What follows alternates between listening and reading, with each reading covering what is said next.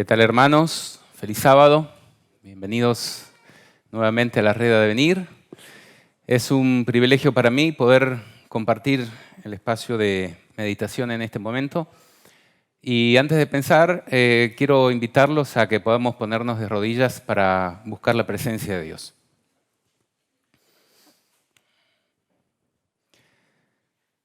Querido Padre que estás en los cielos, muchas gracias, Señor, por el privilegio de poder estar aquí, de poder tener la oportunidad de presentarnos delante de ti, a rendirte nuestro culto, nuestra adoración y también a poder estudiar tu palabra. Aquella que en tu inmenso amor te has dignado a entregárnosla, a revelarte delante de nosotros. Ayúdanos a poder comprenderla, Señor, que podamos ser de aquellos de tu círculo que entienden tus parábolas, tus símbolos, tus profecías, y no del mundo que no entiende y le es locura. Ayúdanos, Señor, a poder albergar tu Espíritu para que sea Él quien nos enseñe, que nuestro yo pueda quedar de lado y que Jesús pueda brillar aquí. Te lo ruego todo esto, Señor, pidiéndote que perdones nuestros pecados, nuestras faltas, que nos hagas aceptos delante de ti por los méritos de Cristo Jesús. Amén. Bien, en el día de hoy vamos a continuar con nuestro estudio sobre el mensaje de Jesús a las iglesias del Apocalipsis. Ya estudiamos Éfeso y Esmirna.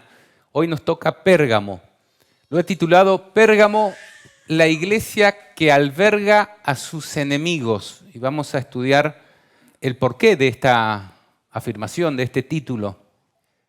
Antes, quiero hacer un repaso a vuelo de pájaro de lo que hemos visto hasta aquí en el estudio de Apocalipsis que estoy presentando desde este púlpito. Hemos visto que en el capítulo 1 contiene la introducción al Apocalipsis, donde en primer lugar Dios se presenta como el emisor, declara quién es el receptor, que es la iglesia, es lo que quieren escuchar, las palabras de Dios. Hace una síntesis del mensaje, las cosas que deben suceder presto, y declara también cuál es el medio, un libro escrito por el apóstol Juan. Luego envía las salutaciones a las iglesias de parte de Dios, que se revela a través de tres personas, el Padre, como el que era, el que es y el que será.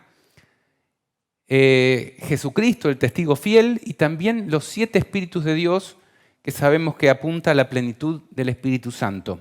Eso ya lo hemos estudiado. También en la segunda mitad de este capítulo encontramos una parte fundamental que hace a la correcta interpretación de todo el libro, y es el contexto en el cual es dado el libro de Apocalipsis.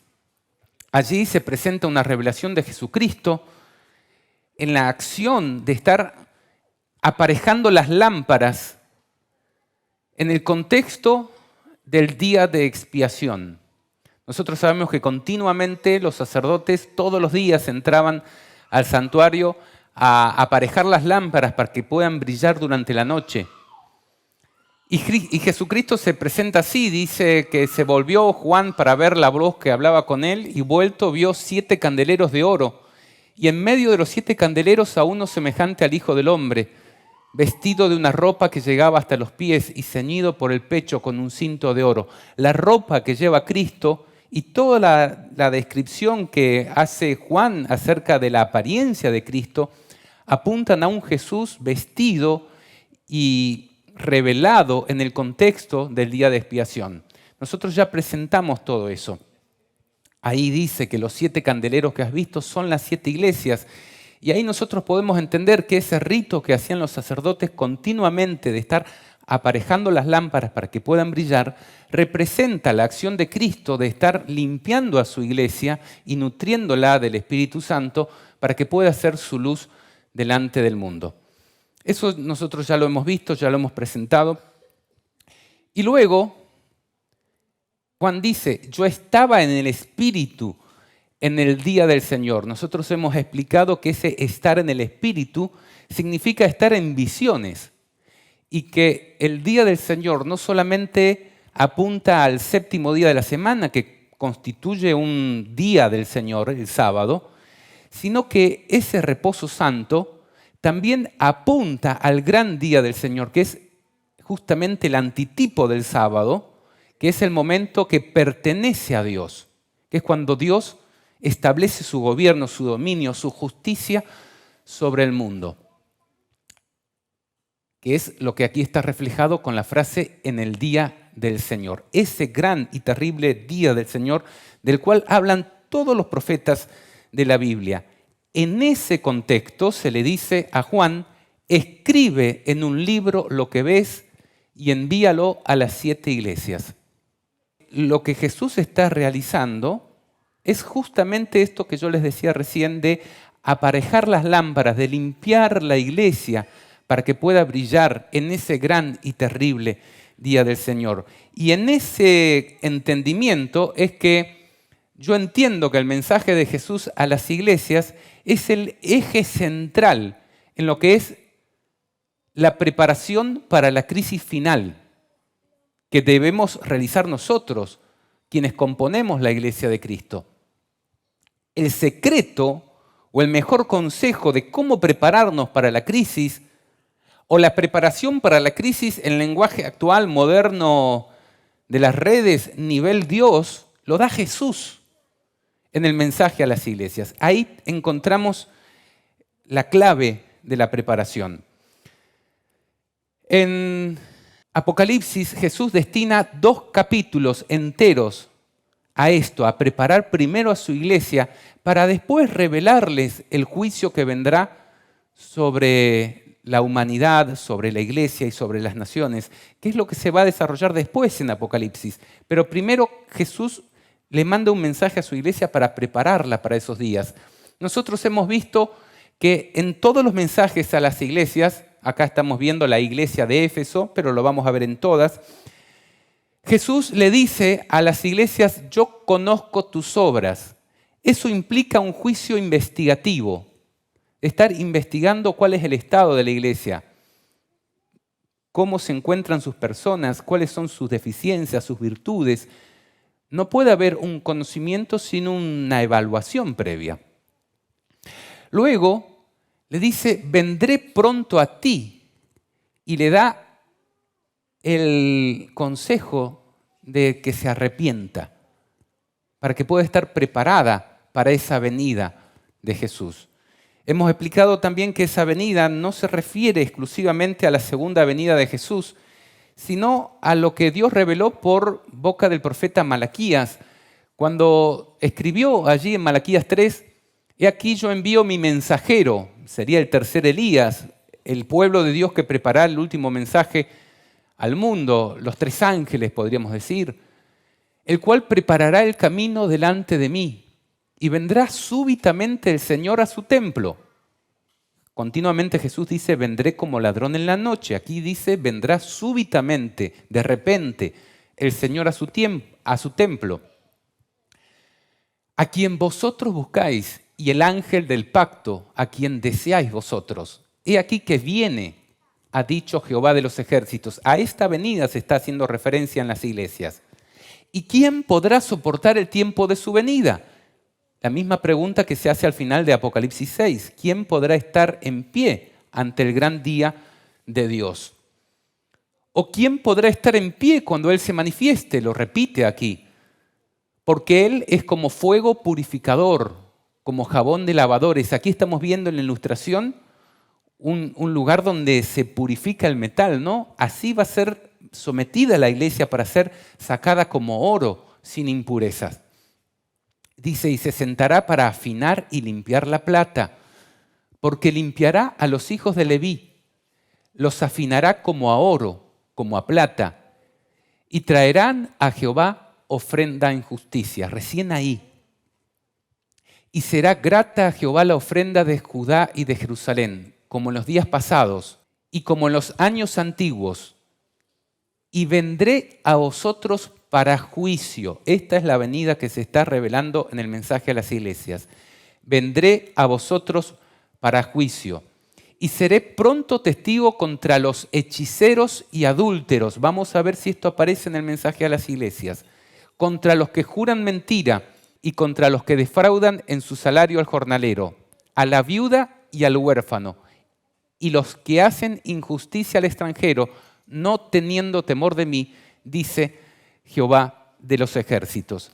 Este es el contexto en el cual figura esa afirmación de Jesús de vendré a ti, cuando le dice a las iglesias, vendré a juicio, vendré a limpiarte, a separar lo que es bueno de lo que es malo. Y antes de esa venida te envío un mensaje para que estés listo, para que te prepares, para que no tenga que vomitarte de mi boca, para que no tenga que quitarte tu candelero de su lugar en ese día que venga a ti. En ese contexto es que se presenta, en este caso, el mensaje a la iglesia de Pérgamo, que dice así: y escribe al ángel en la iglesia en Pérgamo, es decir, escribe al mensajero, escribe al maestro, al dirigente de la iglesia en Pérgamo.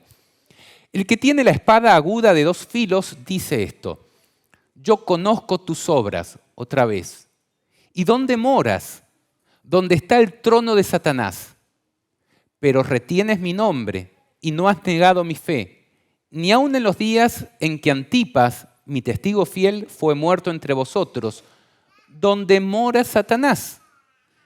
Pero tengo unas pocas cosas contra ti, que tienes ahí a los que retienen la doctrina de Balaam, que enseñaba a Balac a poner tropiezo ante los hijos de Israel, a comer cosas sacrificadas a los ídolos y a cometer fornicación. Y también tienes a los que retienen la doctrina de los nicolaitas, la que yo aborrezco. Por tanto, arrepiéntete, pues si no, vendré pronto a ti, vendré a juzgarte y pelearé contra ellos, contra estos que retienen la doctrina de Balaam y los nicolaitas, con la espada de mi boca.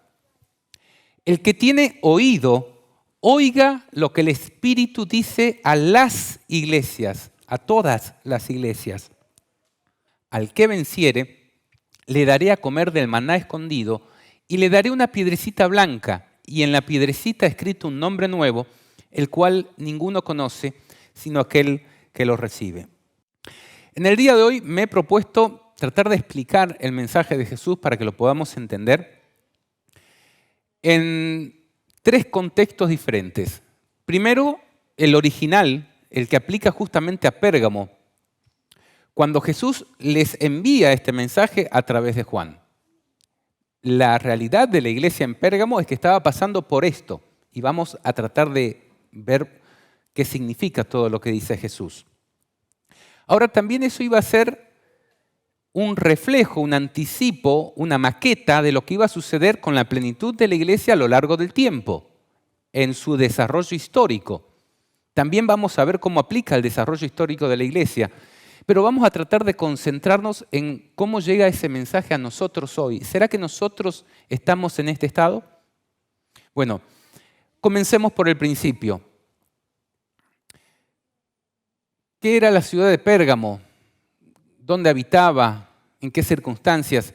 Tengo un breve anticipo, podríamos decir, del documental que vamos a compartir esta tarde en Dilo al Mundo, donde las imágenes hablan mucho más que mis palabras y quiero presentarles en 3 minutos la realidad de la iglesia en Pérgamo, la ciudad de Pérgamo y cómo ese mensaje aplica a aquellos días. Voy a tener audio, por favor. Ahí vamos. Pérgamo era una ciudad del Asia Menor ubicada a unos 48 kilómetros al norte de Esmirna.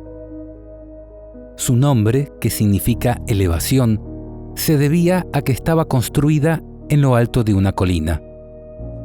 Era la ciudad más grande de la región y llegó a ser la capital de la provincia romana del Asia Menor.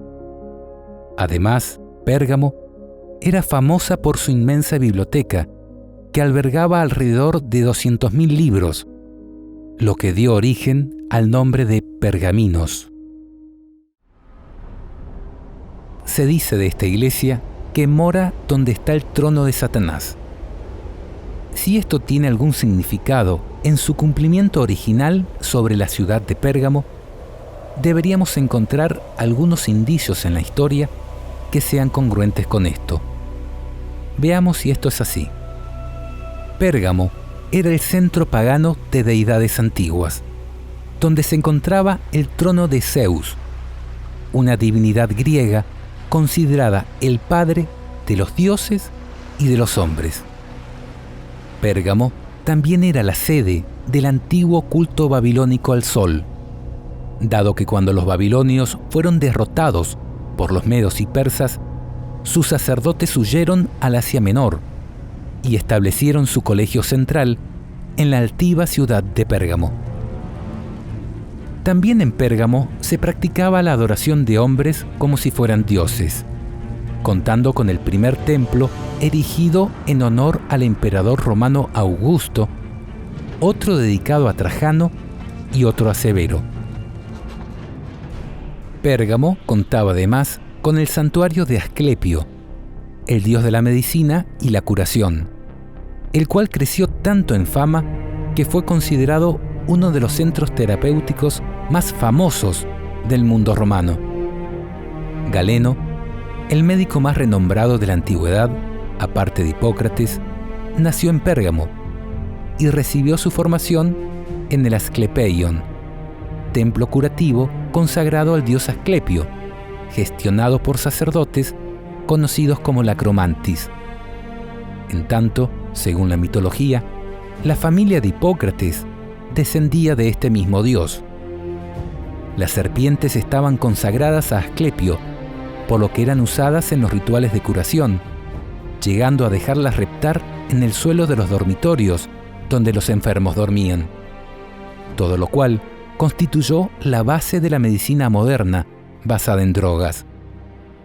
Un pequeño resumen de cómo el mensaje de Jesús se aplica justamente en el contexto original en el que es dado Apocalipsis.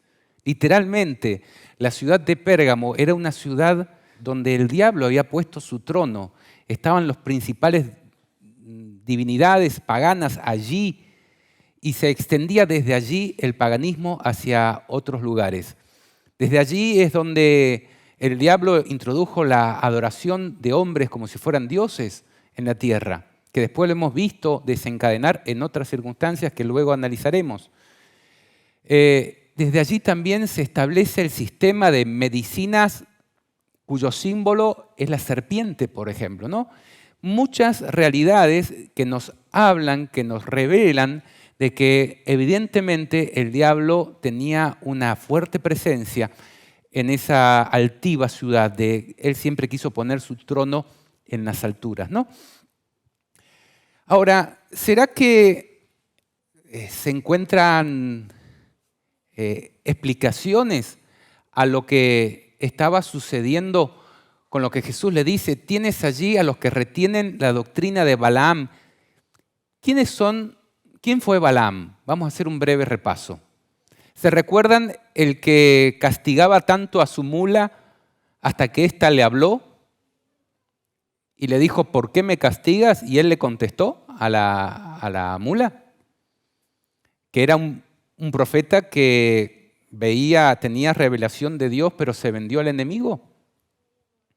Bueno, ese profeta, que finalmente no pudo maldecir al pueblo de Dios, sí aconsejó al rey Balac a poner tropiezo a los hijos de Israel y le dijo cómo vencerlo. Dice, si tú quieres vencer a este pueblo, no lo vas a hacer maldiciéndolo, no lo vas a hacer mediante la guerra. ¿Cómo lo vas a hacer?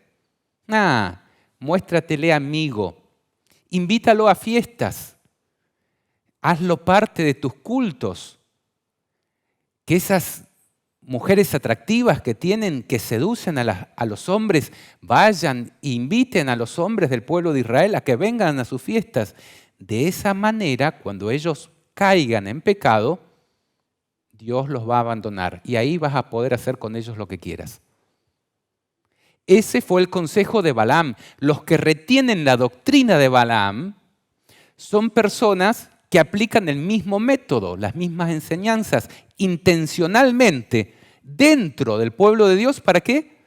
Para que pierda la protección de Dios. Ahí se dice, enseña a poner tropiezo a los hijos de Israel. ¿Cómo? Mediante comer cosas sacrificadas a los ídolos y cometer fornicación. Dos cosas bastante específicas. Relacionarlos con cultos paganos y a través de la fornicación. Que de luego vamos a ver que eso tiene dos miradas, podríamos decir. Una literal, que es el pecado que cometió Israel en primer término, pero después terminó cometiendo fornicación espiritual, porque empezó a adorar a los dioses paganos y ahí comete la fornicación espiritual delante de Dios, que es alejarse de Dios para rendirse ante otros dioses. Ahora, también dice que retienes a los que retienen la doctrina de los nicolaitas, la que yo aborrezco. Vamos a explicar quiénes eran estas personas. Pero el punto central del mensaje de Jesús, que vemos en esta como en todas las iglesias, que Él realiza una gran alerta a la iglesia contra una realidad muy específica y que tenemos que saber reconocer. La iglesia sería infiltrada por el diablo. Deliberadamente metería personas que le responden al diablo para hacer poner tropiezo delante de los hijos de Israel. Y esto no es para tirar palos a ninguna iglesia, es para entender el mensaje de Jesús a su iglesia. Él desde el comienzo está diciendo, ojo, fíjense, Él lo adelantó. Él dijo en Mateo 7:15, guardaos de los falsos profetas, que vienen a vosotros vestidos de ovejas, pero por dentro son lobos rapaces. Lo mismo que está pasando en la iglesia. Son personas que se infiltran, se hacen pasar como judíos cuando son sinagoga de Satanás, el lenguaje de otras iglesias. Infiltrados para hacer desviar a la iglesia de su rumbo. También Juan dice en primera de Juan 4:1, amados, no creáis a todo espíritu, sino probad los espíritus si son de Dios, porque muchos falsos profetas han salido, ya en verbo cumplido, han salido por el mundo. Jesús dijo, vendrán a vosotros o vienen a vosotros. Aquí dice, ya los tenemos entre nosotros en los días de Juan. También Pablo, escribiéndole a los Efesios, dice en Hechos 20, mirad por vosotros y por todo el rebaño que el Espíritu Santo os ha puesto por obispos para apacentar la iglesia del Señor, la cual Él ganó por su propia sangre. Porque yo sé que después de mi partida, mientras Él vivía, Él estaba luchando contra eso, entrarán en medio de vosotros lobos rapaces, vestidos de ovejas, ¿no? Que no perdonarán al rebaño. Y de vosotros mismos se levantarán hombres que hablen cosas perversas para arrastrar tras sí a los discípulos. Aquí tenemos a los nicolaitas, a los que hablan cosas perversas, a los que introducen las displicencias en la iglesia con el pecado, con tal de arrastrar tras sí a los discípulos. Y luego en el mismo libro de los Efesios, Pablo les dice, yo pues, preso en el Señor, os ruego que andéis como es digno de la vocación con que fuisteis llamados, para que ya no seamos niños fluctuantes, llevados por doquiera de todo viento de doctrina, por estratagemas de hombres que para engañar emplean con astucia las artimañas del error. Esto que describe Jesús y que revelan los apóstoles que ya estaba sucediendo en la iglesia primitiva, es una de las cosas que estaban sucediendo con mucha fuerza en Pérgamo. Personas que estaban introducidas en la iglesia para hacerla desviar. Tenemos básicamente dos vertientes que confluyen en una misma realidad.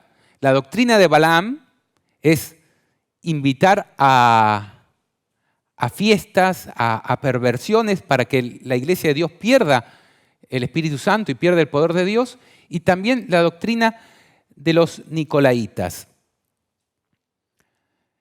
Fíjense lo que dice el el apóstol Judas respecto de la doctrina de Balaam. Amados, me ha sido necesario escribiros exhortándoos que contendáis ardientemente por la fe que ha sido dada a los santos. ¿Qué tenía que hacer la iglesia? Contender ardientemente por la fe. No tenía que tolerarlos, que tenerlos ahí, como dice el mensaje a la iglesia de Pérgamo. Contender contra los que, pretendiendo ser maestros dentro de la iglesia, quieren desviarla. Esto no es la cizaña común que va a ser separada al final de la cosecha. Esto es los que se introducen para querer controlar la iglesia de Dios. Dice, me ha sido necesario escribiros exhortándoos que contendáis ardientemente por la fe que ha sido una vez dada a los santos, porque algunos hombres han entrado encubiertamente, hombres impíos que convierten en libertinaje la gracia de nuestro Dios y niegan a Dios, el único soberano, y a nuestro Señor Jesucristo. Siempre el diablo se la agarra contra Jesús y contra su divinidad. Estos soñadores, quiere decir estos que inventan cosas, ven cosas que no son ciertas, mancillan la carne, rechazan la autoridad y blasfeman de las potestades superiores. Yo supongo que ustedes estarán pensando si esto se cumple en nuestros días o no. Ya vamos a ver. Blasfeman de cuantas cosas no conocen y en las que por naturaleza conocen, se corrompen como animales irracionales. Ay de ellos, porque han seguido el camino de Caín y se lanzaron por lucro en el error de Balaam, lo mismo que estamos viendo en esta iglesia. Estos son manchas en vuestros ágapes, que comiendo impúdicamente con vosotros, se apacientan a sí mismos, es para su beneficio personal. Nubes sin agua, llevadas de acá para allá por los vientos, árboles otoñales sin fruto, 2 veces muertos y desarraigados. Fieras ondas del mar que espuman su propia vergüenza. Estrellas errantes, lo mismo que el diablo, ¿no? Una estrella caída, para las cuales está reservada eternamente la oscuridad de las tinieblas. Murmuradores, querellosos, que andan según sus propios deseos, cuya boca habla cosas infladas, adulando a las personas para sacar provecho. Estos son los que causan divisiones, los sensuales, que no tienen al Espíritu. Esto es lo que estaba sucediendo en Pérgamo y que Pérgamo lo toleraba. Tienes ahí tanto a los que promueven las doctrinas de Balaam como a los nicolaitas. Dice también Pedro, hubo también falsos profetas entre el pueblo, como habrá entre vosotros falsos maestros, que introducirán encubiertamente herejías destructoras. ¿Será que está pasando en nuestros días que personas se meten encubiertamente dentro de la iglesia y empiezan a promover desde abajo doctrinas destructoras? Y dice, y aún negarán al Señor que los rescató. El ataque siempre es contra Cristo y su divinidad, atrayendo sobre sí mismos destrucción repentina. Y muchos seguirán sus disoluciones. Ojo, van a tener cierto éxito, por causa de los cuales el camino de la verdad será blasfemado. Y por avaricia harán mercadería de vosotros con palabras fingidas. Sobre los tales, ya de largo tiempo, la condenación no se tarda y su perdición no se duerme. Sabe el Señor librar de la tentación a los piadosos y reservar a los injustos para ser castigados, ¿cuándo? En el día del juicio, cuando Él venga a limpiar a su pueblo, ¿no? Y mayormente a aquellos que, siguiendo la carne, andan en concupiscencia e inmundicia y desprecian el señorío. Han dejado el camino recto y se han extraviado siguiendo el camino de Balaam. Pues hablando palabras infladas y vanas, seducen con concupiscencias de la carne y disoluciones a los que verdaderamente habían huido de los que viven el error. Les prometen libertad y son ellos mismos esclavos de corrupción. Entonces vemos aquí la principal herramienta que el diablo tiene para tratar de destruir a la iglesia y es la infiltración de falsos maestros que promueven herejías destructoras. Veamos medio por arriba, para no consumir tanto tiempo, quiénes eran los nicolaitas según la información que tenemos disponibles.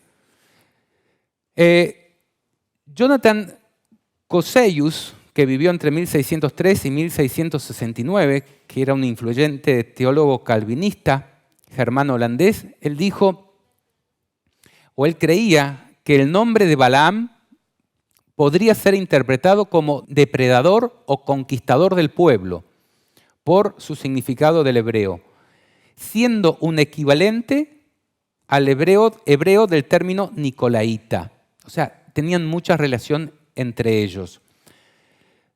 También Wikipedia dice, es probable que el término nicolaíta tenga su raíz en dos palabras griegas, Nico y Laos. Nico significa conquistar o estar sobre otros, y Laos significa pueblo, gente común, y es la raíz de la palabra laico, dando a entender que es una especie de jerarquía que pretendía conquistar la iglesia primitiva. Entonces los nicolaitas eran una casta, podríamos decir, una clase que se infiltró dentro de la iglesia y que empezó a querer conquistar al pueblo, estar sobre el pueblo, establecer una jerarquía, una pirámide dentro de la iglesia. Cuando Jesús había dicho, hay un solo Padre y el maestro de la iglesia es uno solo y todos vosotros sois hermanos, aquí vemos una infiltración para empezar a establecer jerarquías que controlen y dominen la iglesia. También Victorino de Petovio describía a los nicolaitas como hombres falsos y turbadores que, ministrando bajo el nombre de Nicolás, crearon para ellos una herejía, diciendo que las viandas ofrecidas a los ídolos podían ser exorcizadas y luego comidas, y que cualquiera que cometiera fornicación podía recibir la paz al octavo día. Otra vez vemos aquí la relación entre los nicolaitas y el comer cosas sacrificadas a los ídolos y la fornicación, cosa que era lo que también promovían la doctrina de Balaam. Irineo afirmó que los nicolaitas eran un grupo de gnósticos que combinaban ideas filosóficas griegas con creencias orientales. Estos gnósticos, respetados e influyentes intelectuales de los primeros siglos, se infiltraron en la iglesia cristiana primitiva, difundiendo la idea de un Dios inalcanzable, perfecto y distante, que no se relacionaba con seres imperfectos como los humanos. Afirmaban que los espíritus procedían de ese Dios y que los seres humanos podían salvarse a sí mismos a través del conocimiento supremo, que era la gnosis, el cual era secreto y espiritual, buscando lo divino dentro de sí mismos, de manera mística e intuitiva. También creían en la existencia de un ser malvado llamado Demiurgo, responsable de la creación de la materia, y veían al espíritu como el bien y la materia como el mal, lo que generaba una lucha interna. Él escribió, Juan, el discípulo del Señor, predica esta fe, la divinidad de Cristo, se está refiriendo él, y mediante la proclamación del Evangelio procura quitar aquel error que había sido diseminado entre los hombres por Cerinto y mucho tiempo antes por los llamados nicolaitas, que son una rama de aquella falsamente llamada ciencia, a fin de confundirlos y persuadirlos de que solo hay un Dios que hizo todas las cosas por su palabra. Estos querían quitarle la participación a Cristo en la creación, los que nombra aquí, los nicolaitas y los de la falsamente llamada ciencia. Decían, no, solamente hay un único Dios, el Padre. Cristo, no, es un ser inferior, y establecían muchas herejías en ese sentido. No podemos ahondar mucho ahora. Y en este contexto, la principal reprensión de Cristo a la iglesia de Pérgamo es albergar a estas personas. ¿Qué nos dice eso? Que si nosotros nos damos cuenta de que tenemos personas que están promoviendo este tipo de cristianismo, tenemos que luchar contra ellos, podríamos decir. Dice, contendáis ardientemente por la fe que ha sido dada una vez a los santos. Fíjense la comparación entre Éfeso y Pérgamo. En la iglesia de Éfeso dice, no puedes soportar a los malos. Has probado a los que se dicen ser apóstoles y no lo son. Y aborreces las obras de los nicolaítas, las cuales, las obras, yo también aborrezco. Eso era lo que Jesús rescataba de la iglesia de Éfeso. Ahora miremos Pérgamo. Tienes ahí a los que retienen la doctrina de Balaam, le dice Dios. Y tienes ahí también a los que retienen la doctrina de los nicolaítas, la que yo aborrezco. Es una clara reprensión de parte de Cristo hacia esta iglesia. Ahora, aunque esta realidad tuvo origen en aquella iglesia de Pérgamo, no se quedó allí el significado del mensaje de Jesús a la iglesia y llega hasta nosotros a través del tiempo, a través de las etapas que ha vivido la iglesia.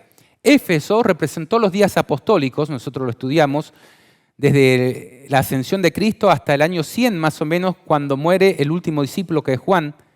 Esmirna, el periodo de la primera gran persecución entre el 100 y el 313.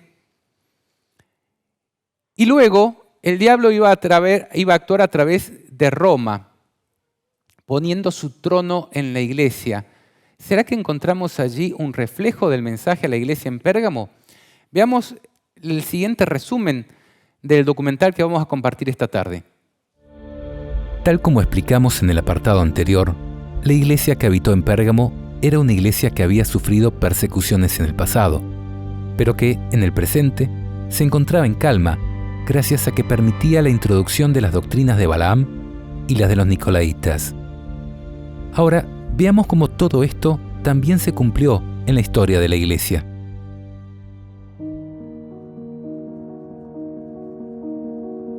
En 313, el diablo, viendo que las persecuciones sobre la iglesia no solo no la extinguía, dado que la sangre de los cristianos era semilla de nuevos cristianos, sino que además aumentaba su pureza y su fe, al punto de que Dios no tuvo reproches contra Esmirna, decidió cambiar de estrategia e impulsó al emperador romano Constantino para que, en vez de perseguir a los cristianos, tal como sus antecesores lo habían hecho, los reconociera como una religión oficial de su imperio y los coronara de favores. ¿Qué pasó cuando el rey pagano Balac intentó vencer al pueblo de Dios por medio de la guerra? No logró sus fines porque Dios protegía a su pueblo, ¿verdad? Sin embargo, cuando siguiendo los consejos de Balaam, quien simbólicamente aparece en el mensaje a esta iglesia, invitó al pueblo de Dios a sus fiestas por medio de las seductoras prostitutas de su pueblo, logró que la bendición de Dios se trocara por maldición. Esa fue la estrategia que el diablo aplicó en este periodo de la iglesia: abrir las puertas del Imperio Romano al cristianismo para prostituirlo con su paganismo. Veamos cómo sucedieron las cosas. Tras el edicto de Milán, se abrieron nuevas vías de expansión para los cristianos, dado que se otorgaron privilegios al clero, como la exención de ciertos impuestos, se les devolvió las iglesias confiscadas por Diocleciano y se les permitió acceder a las altas magistraturas del gobierno, todo lo cual resultó en que los cristianos ganaran mayor aceptación dentro de la sociedad civil, especialmente los dirigentes de la iglesia, llegando al punto en el que los obispos terminaron adoptando posturas agresivas en temas públicos que nunca antes se habían visto en otras religiones. Lo cierto es que, a partir de ese momento, el cristianismo pasó a adquirir el estatus de religión privilegiada dentro del Imperio Romano y se iniciaron persecuciones hacia las demás religiones. Con el transcurrir del tiempo, este favor del imperio le continuó granjeando grandes beneficios. Por ejemplo, Constantino le entregó al obispo Silvestre I un palacio romano que habría pertenecido a Diocleciano, quien, como ya dijimos, había sido un terrible perseguidor de la iglesia cristiana, con el encargo de construir una basílica que actualmente se la conoce como la Basílica de San Juan de Letrán. Y en el 324, este mismo emperador hizo construir otra basílica en Roma, donde, según la tradición cristiana, martirizaron a San Pedro, la colina vaticana, que actualmente acoge a la Basílica de San Pedro.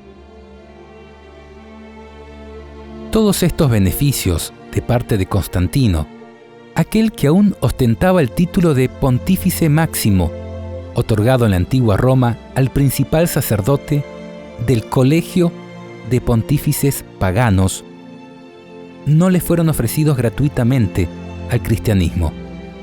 Más mal que bien, todo esto fue a costa de usarlo como un elemento unificador de su imperio. Pero no al cristianismo puro, sino a un cristianismo mezclado, sincretizado y pervertido con la religión pagana de su imperio. Veamos cómo sucedió esto.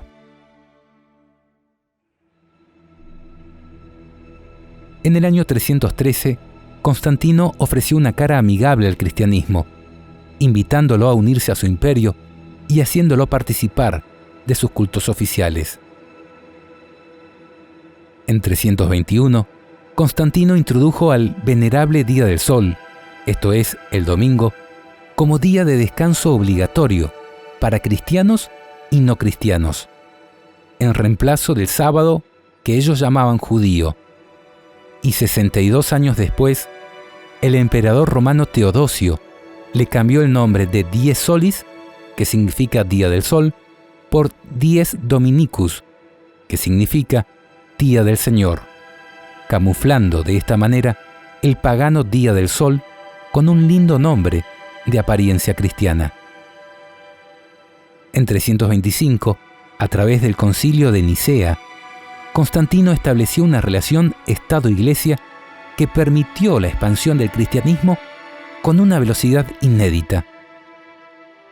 En 375 se introdujo la veneración de ángeles y muertos, llamados santos, y el uso de imágenes dentro de la Iglesia cristiana, prácticas claramente prohibidas en la palabra de Dios.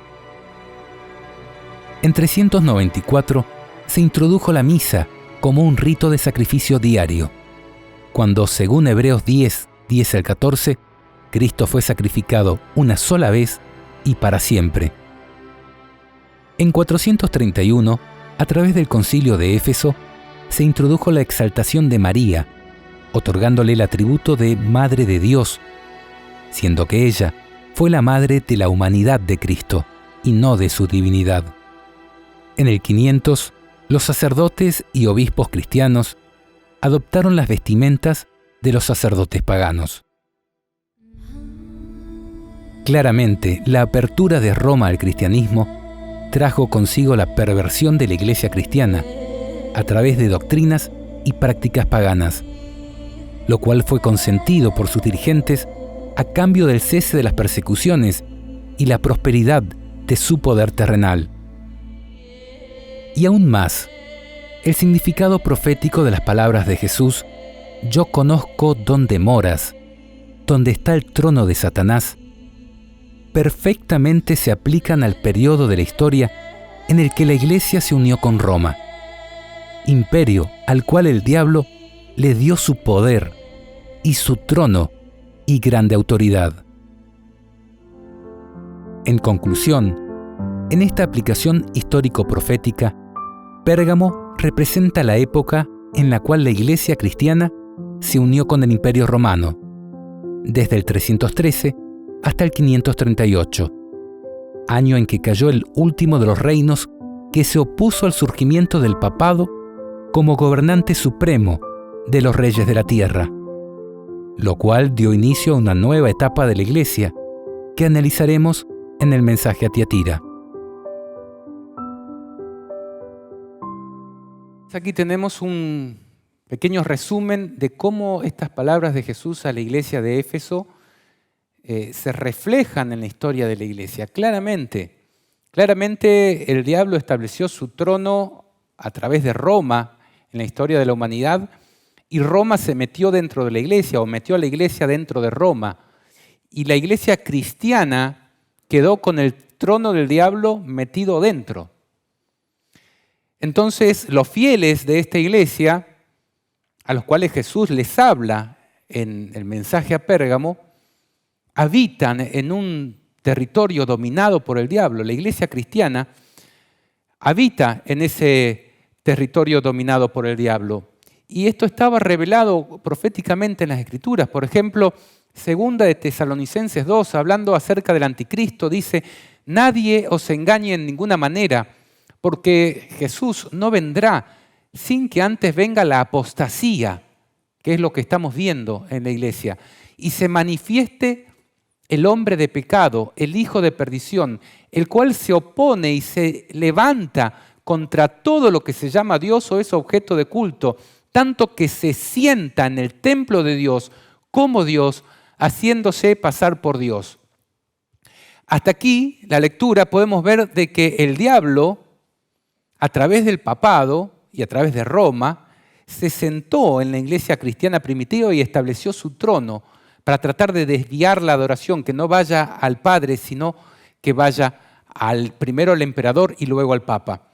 Ahora, aquí la profecía revela de que esta realidad iba a continuar hasta la mismísima venida de Jesús, y es a lo que yo me quiero referir en este momento. Dice: y entonces se manifestará aquel inicuo a quien el Señor matará con el espíritu de su boca y destruirá con el resplandor de su venida. Vemos aquí que este duraría hasta la venida de Cristo. Inicuo, cuyo advenimiento es por obra de Satanás, con gran poder y señales y prodigios mentirosos, y con todo engaño de iniquidad para los que se pierden, por cuanto no recibieron el amor de la verdad para ser salvos. Cuán importante es que podamos amar la verdad. También Apocalipsis 13 revela esto mismo. Dice: me paré sobre la arena del mar y vi subir del mar una bestia que tenía 7 cabezas y 10 cuernos. Nosotros sabemos que esto hace referencia al Imperio Romano, pero está focalizado en una etapa especial que tiene que ver con el papado gobernando el Imperio Romano. Dice el versículo 2: y la bestia que vi era semejante a un leopardo, sus pies como de oso y su boca como de león. Y el dragón le dio su poder y su trono y grande autoridad. Y focaliza a qué contexto se refiere. Vi una de sus cabezas como herida de muerte, pero su herida mortal fue sanada, y se maravilló toda la tierra en pos de la bestia, y adoraron al dragón que había dado autoridad a la bestia, y adoraron a la bestia, diciendo: ¿quién como la bestia? ¿Y quién podrá luchar contra ella? Aquí estamos viendo que el trono de Satanás le ha sido dado a esta bestia. El diablo ha establecido este trono, este gobierno, en justamente este poder mundial. ¿Será que hoy el papado continúa pretendiendo el gobierno del mundo? Ya desde antiguo, la teología católica dice: el Papa es el vicario de Cristo, incluso de Dios mismo. No solo se le ha confiado el dominio de la Iglesia, sino el gobierno del mundo entero. Es rey y sacerdote al mismo tiempo. Tomás de Aquino dice: el poder secular está unido al espiritual en el Papa, quien posee la cima de las dos autoridades, la espiritual y la secular. ¿Será que la Iglesia de Cristo tendría esta autoridad secular? Cuando Jesús dice: mi reino no es de este mundo, ¿será que a la Iglesia le da el reino de este mundo? ¿O aquí tenemos una perversión, como dice, una prostitución, leímos en el mensaje a Pérgamo, fornicación espiritual? Y recibir los reinos del mundo de parte del diablo. Cuando el diablo le dijo a Jesús, le mostró todos los reinos del mundo y le dice: todo esto te daré si postrado me adorares. Aquí el Papa está reclamando esos reinos, los reinos de este mundo, a los cuales Jesús dijo: mi reino no es de este mundo. Ahora, esto podríamos decir es teología histórica de hace mucho tiempo. Veamos los papas que han pasado ahora, hace poquito. ¿Será que estos también están pretendiendo el control del mundo? Veamos, por ejemplo, a Benedicto XVI. reclamando a través de una encíclica que es el documento máximo que puede emitir un papado, los gobiernos del mundo. Escuchemos. El Papa Benedicto XVI, en el punto 67 de su encíclica Caritas in Veritate, afirmó: para gobernar la economía mundial, para sanear las economías afectadas por la crisis, para prevenir su empeoramiento y mayores desequilibrios consiguientes, para lograr un oportuno desarme integral, la seguridad alimentaria y la paz, urge la presencia de una verdadera autoridad política mundial. En el texto, este mismo Papa afirmó que se necesita un grado superior de ordenamiento internacional de tipo subsidiario para el gobierno de la globalización, a fin de lograr un orden social conforme al orden moral, lógicamente, aquel impulsado por el papado. Dicho con palabras académicas, suavizados, encubiertas, pero están queriendo que el orden social se sujete a su orden moral. Veamos también al siguiente, que es el anterior, Francisco, hablando acerca de cómo debe gobernarse el mundo. Escuchemos. El Papa Francisco también ha dicho que es necesario un gobierno mundial, insistiendo en que nadie se salva solo y presentándose de manera solapada como el único gran líder que puede gobernar el mundo desde la moral, el altruismo y la solidaridad. En su encíclica Fratelli Tutti dice: la paz real y duradera solo es posible desde una ética global de solidaridad y cooperación al servicio de un futuro plasmado por la interdependencia y la corresponsabilidad entre toda la familia humana. Más allá de las diversas acciones indispensables, los estados no pueden desarrollar por su cuenta soluciones adecuadas, ya que las consecuencias de las opciones de cada uno repercuten inevitablemente sobre toda la comunidad internacional.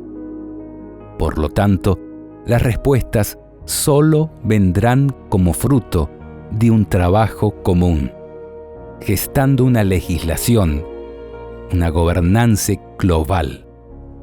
Necesitamos que un ordenamiento mundial jurídico, político y económico incremente y oriente la colaboración internacional hacia el desarrollo solidario de todos los pueblos. Insistiendo en su exhortación apostólica Laudate Deum, en la urgencia de la creación de nuevas autoridades supranacionales con poder efectivo, dice: para que haya avances sólidos y duraderos, me permito insistir que deben ser favorecidos los acuerdos multilaterales entre los estados. Y luego hace una aclaración que hay que saberla entender.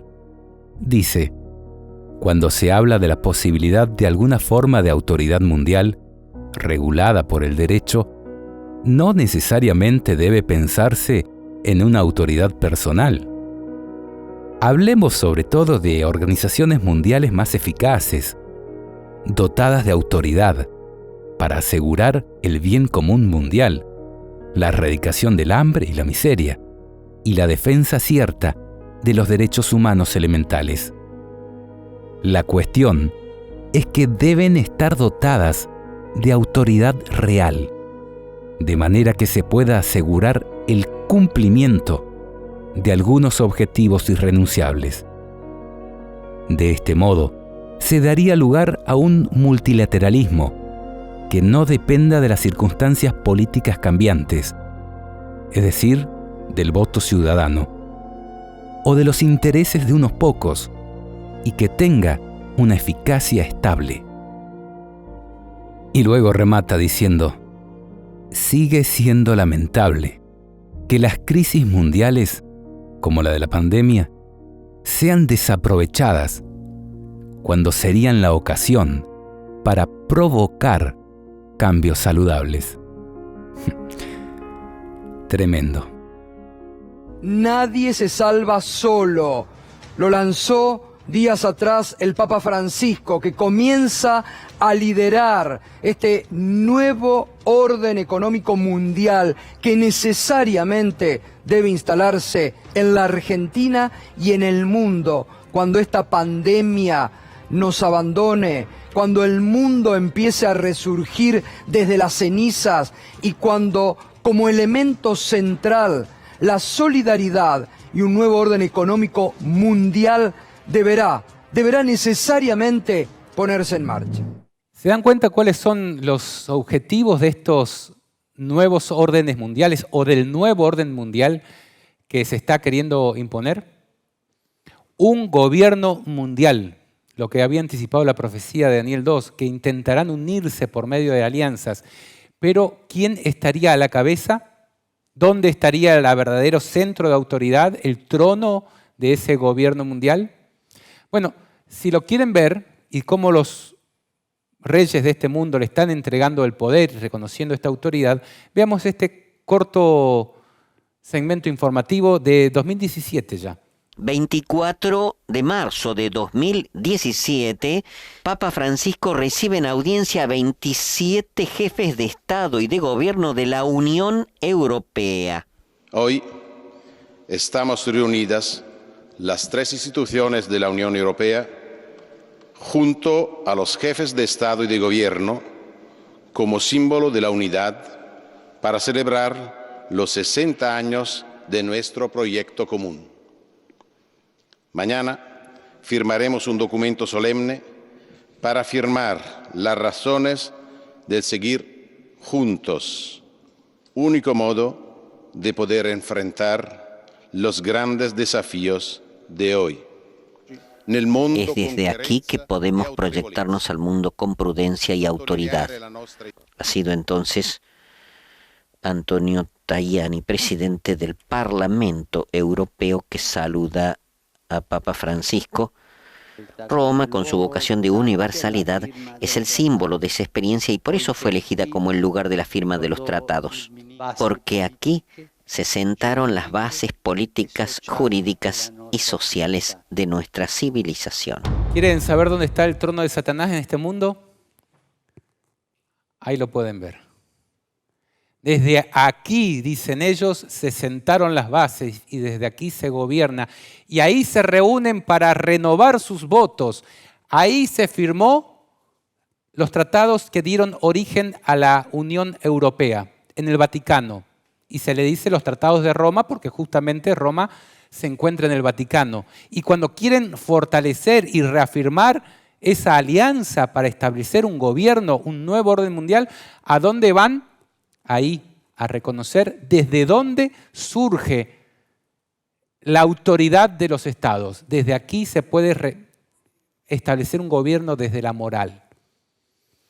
Bueno, yo creo que es más que claro de que en el tiempo del fin, en nuestro tiempo, podemos tomar conciencia de que los cristianos habitamos donde Satanás ha establecido su trono. En un contexto en el que Satanás ha establecido su trono en medio nuestro y establecido sus autoridades. Ahora, ¿será que esto llega solamente a la iglesia romana? Bueno, veamos. Es común en nuestro tiempo ver, esto es una imagen generada por inteligencia artificial, ¿no? Pero es común ver este tipo de reuniones ecuménicas promovidas incluso por la iglesia romana, en donde todos adoran juntos. Tienes ahí a los que mezclan o los que introducen dentro del pueblo de Dios el paganismo, comen cosas sacrificadas a los ídolos, les enseñan a cometer fornicación. Lo que sucedió con Balaam y Balac en el pueblo de Israel antiguamente, hoy lo vemos cumplirse delante de nuestros ojos. Ahora, no tengo tiempo para ahondar mucho más. Los invito a ver el documental esta tarde. Pero, ¿será que esto llega solamente a las esferas de la Iglesia Católica o que también en otras iglesias tenemos en medio nuestro quienes promueven doctrinas de Balaam y quienes promueven doctrinas nicolaitas, que enseñan a poner tropiezo ante el pueblo de Dios para que pierda la bendición de Dios, que introducen el libertinaje o que permiten el libertinaje y hasta lo promueven con tal de ganar popularidad, atraer así a los miembros de la iglesia, hablando cosas infladas para sacar provecho. ¿Será que eso es solo una realidad de la iglesia romana?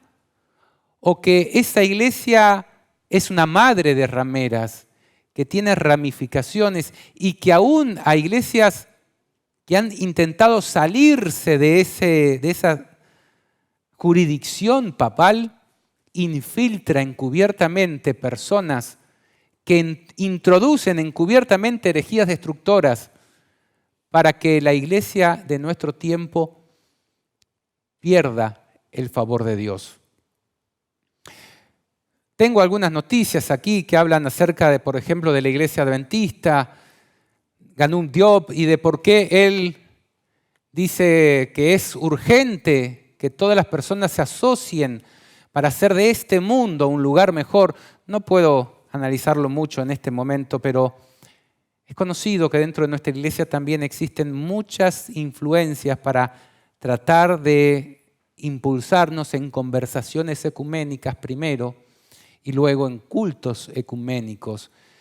Y es conocido también que en todas las iglesias están quienes promueven y aceptan el libertinaje y que quizás personas con cargos dentro de las iglesias están muy bien vestidas en el día sábado, pero después en el resto de los días de la semana su comportamiento es un comportamiento libertino. Y el mensaje de Jesús para nuestro tiempo es que nos arrepintamos, que empecemos a contender por la fe que ha sido dada una vez a los santos. No es un mensaje para que nosotros arranquemos la cizaña, eso Jesús dijo que lo harían los ángeles, pero sí que a nivel de maestros, de teologías, la iglesia tiene que velar porque la doctrina y la práctica promovida por la iglesia sea pura. En este contexto, Jesús le dice a su iglesia: yo soy el que está con la espada aguda de dos filos para separar una cosa de la otra. Yo conozco estas obras, por tanto arrepiéntete, pues si no vendré pronto a ti y pelearé contra ellos, contra esta mala gente, con la espada de mi boca. Esa es la venida a la cual hace referencia Jesús, la venida a juicio para limpiar el pueblo de Dios. Y dice en su promesa final: el que tiene oído, oiga lo que el Espíritu dice a las iglesias. Al que venciere, no a todos, al que venciere, le daré a comer del maná escondido y le daré una piedrecita blanca y en la piedrecita escrito un nombre nuevo, el cual ninguno lo conoce sino aquel que lo recibe. Acerca de estas tres promesas podríamos hacer 3 sermones, pero déjenme comentarle simplemente a qué se está refiriendo Jesús. Maná escondido. El maná es el alimento del pueblo de Dios, es lo que Dios da. Puede ser un alimento material, pero principalmente se refiere al alimento espiritual. Jesús tiene banquetes de conocimiento de la palabra de Dios para este tiempo, que son dulces en la boca de aquel que lo recibe y que Jesús tiene escondido, encerrado en secreto hasta que lo dé a su pueblo. El vencedor podrá comer esa palabra para nuestro tiempo y disfrutarla. También dice que le dará una piedrecita blanca. Las piedras, en el contexto del simbolismo de la iglesia, es lo que conforman el templo de Dios. El templo de Dios es simbolizado, la iglesia de Dios, por una iglesia de piedra en construcción. Los apóstoles y los profetas son los cimientos. Jesús es la piedra fundamental, la piedra base. Y nosotros podemos ser una piedrecita en ese templo. Pero tiene que ser blanca, pura. Y dice, y en la piedrecita escrito un nombre nuevo, el cual ninguno lo conoce sino aquel que lo recibe. El nombre en la Biblia implica el carácter. El carácter es reflejado en el nombre.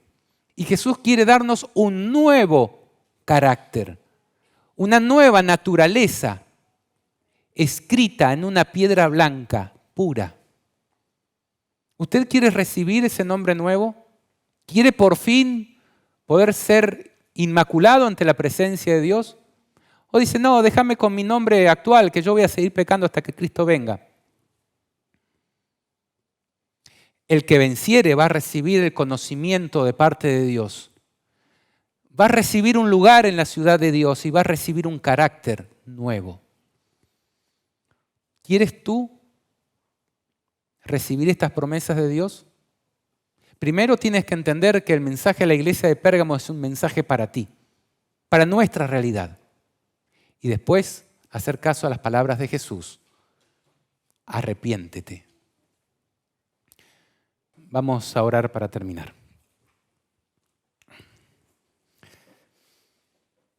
Querido Padre que estás en los cielos, gracias te damos, Señor, por el mensaje de Jesús a la iglesia. Ayúdanos a abrir nuestro oído, dado que nos has dado oído, y escuchar lo que el Espíritu dice a las iglesias. En este tiempo, cuando nos acercamos a tu gran día, y tú has enviado un mensaje a tu iglesia para prepararla para ese gran día del Señor, que podamos arrepentirnos de todos nuestros males, que podamos tomar tu espada, que es la palabra de Dios, y contender ardientemente por la fe dada una vez a los santos, y que comenzando desde nuestras vidas podamos emprender ese cambio. Que tú puedas purificar nuestro corazón, que podamos recibir ese maná escondido en las bendiciones abundantes de tu palabra, que podamos también tener un lugar en tu templo como una piedrecita blanca allí, y que tú nos puedas dar un nombre nuevo, que implique esa perfección de carácter que deseas en nosotros.